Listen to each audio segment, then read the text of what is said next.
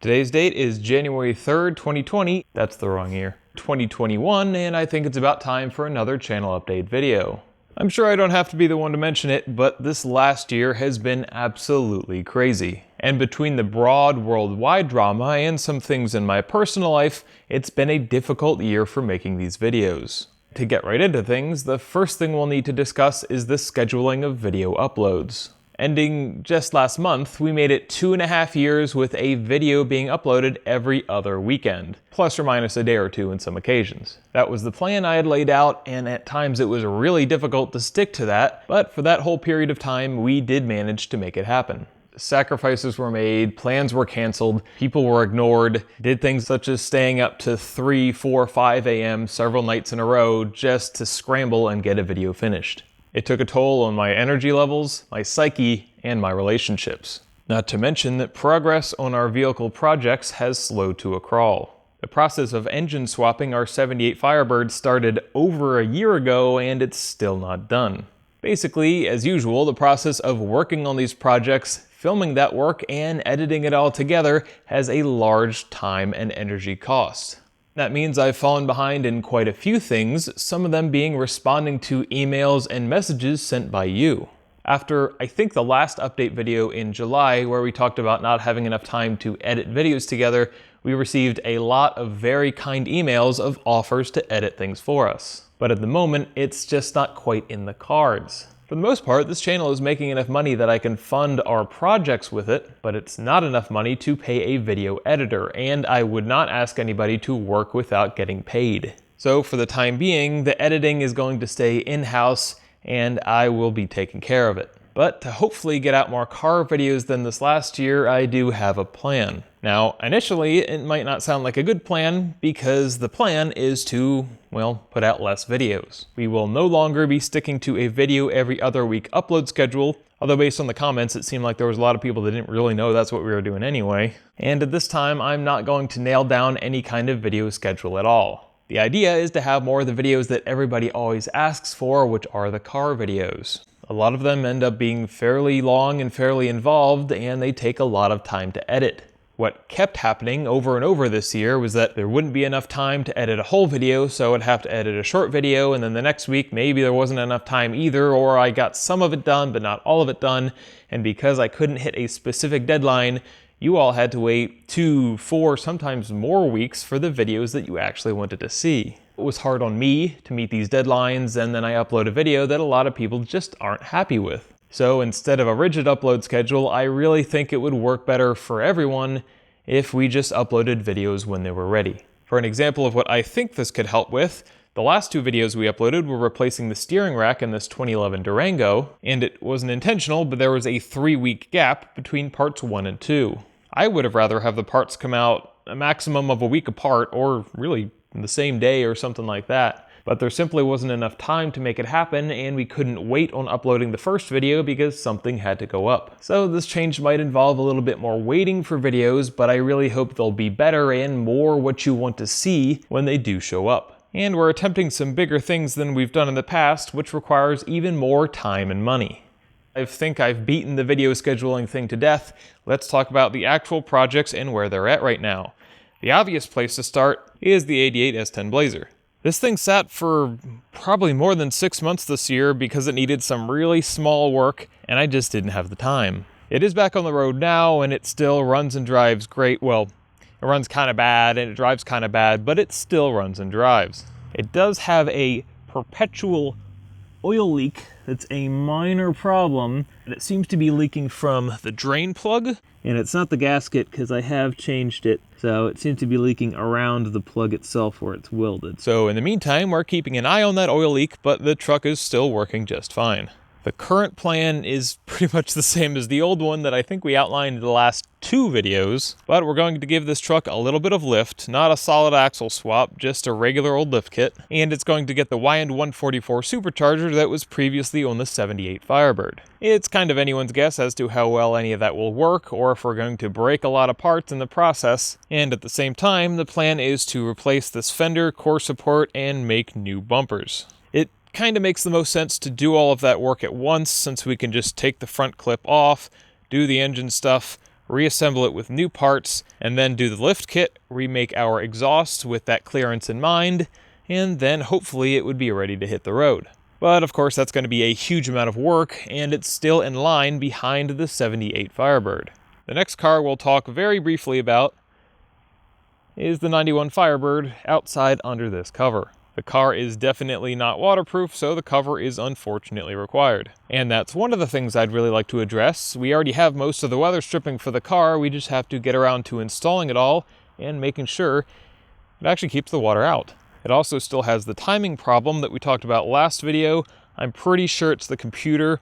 I've tested mostly everything else. I need to do a little bit more probing around the wires going to the electric spark control module, but it does still run and drive, albeit a bit badly because of the issues with the timing. There aren't solid plans for it right now, but there is a bit of a danger of project creep happening here. At the moment, the car really just needs weather stripping and maybe a new computer, and it would be fine back on the road. But it's got a pretty loud exhaust leak now from bottoming out on some bad road work, and I accidentally stumbled on these really pretty stainless steel headers, so I guess it's getting those, which means at least part of the exhaust system has to be redone. And if we're going to be replacing parts to fix the timing and the exhaust, why not just take the engine that's coming out of the 78 Firebird and put it in this? And at that point, maybe we would do a Holley Sniper fuel injection or something. I don't really know, but that's something I would like to hear from all of you about. There's not a lot to say about the next project either, but the 87 Fiero needs at least a mention. In the last video, we mentioned that the transmission and somehow the head gasket are both blown. It still starts up right away and sounds decent, so I don't think anything is totaled, but we really need to overhaul it. So the only real solution is to unbolt the subframe, lift the car off of it, and slide it all out from underneath. This is going to be a huge amount of work, and unfortunately it's just been sitting here the entire time I've had it. I would love to get to work on this car, and to actually really drive it for the first time, which is yet another motivation for trying to get rolling with the video editing and moving along on these projects. The Silverado's been doing just fine. There's not really much to mention about it other than the fact that I did end up removing the light bars. They got in the way of loading stuff into the bed one too many times, and I finally got fed up and unbolted them. They're still just sitting in the garage, and I haven't really committed to not having them anymore just yet, but so far, I haven't missed them hugely. Other than that, I don't think anything has changed about the truck, and it has been doing just fine. We still have the body lift kit for this, which we might install in the future, but I'm not committed to it, and I don't really have any other plans for it at the moment. As for other projects, well, the biggest one is still sitting right here. This is my friend Sean's Volvo 240 that we are engine swapping. Well, I guess you could say engine swapped because it is in there, but there's a lot of work left to be done. It's making big progress though, and just a few days ago we were able to drive the car up and down the street. So we're pretty hopeful that this project is nearing completion, or at least stage 1 completion. This whole project was filmed, although there's not quite as much footage as some of the other series, and it might be the next one to come out. I'm not entirely sure, but I would definitely like to show everyone what we've been doing. To quickly mention our other projects, the Jeep isn't here right now, but Rob still has his 96 Jeep Cherokee. We've done some basic work like a tune-up. One time it lost most of its brake fluid. We refilled it. It hasn't lost any since then. Not really sure what's going on there. The oil pan gasket seems to be leaking, although the oil leak is coming and going. It's still running and driving, but there's some weird stuff going on with the Jeep. It needs more work, but I don't know if we're getting around to it right away. The Datsun is in a similar situation where it is still drivable, technically, but it still has some issues, and unfortunately we haven't worked on that car recently. We definitely plan to get back to it, but I can't currently say when that might happen. And well, I guess that's been about enough of everything else.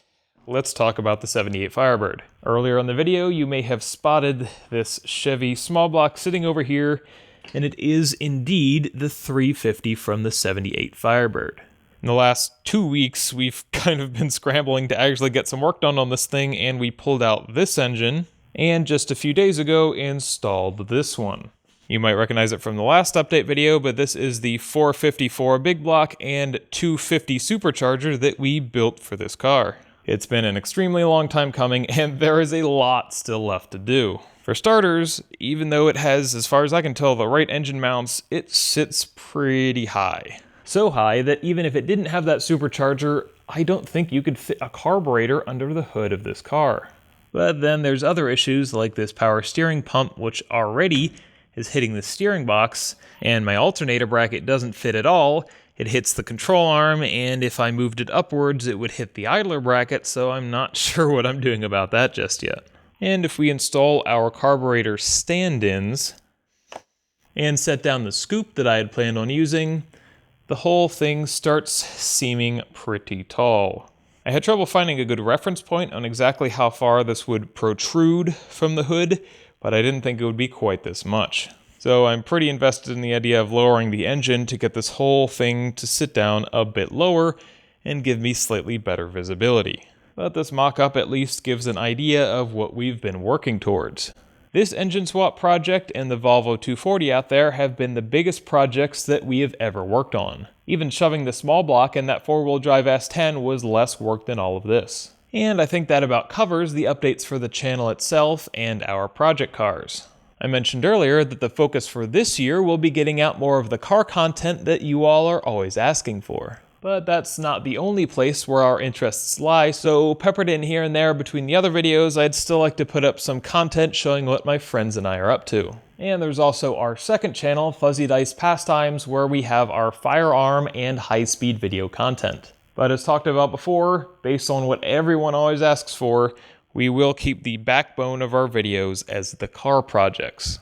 It may just be starting, but I'm really excited and hopeful for some of the projects that we'll be able to share this year.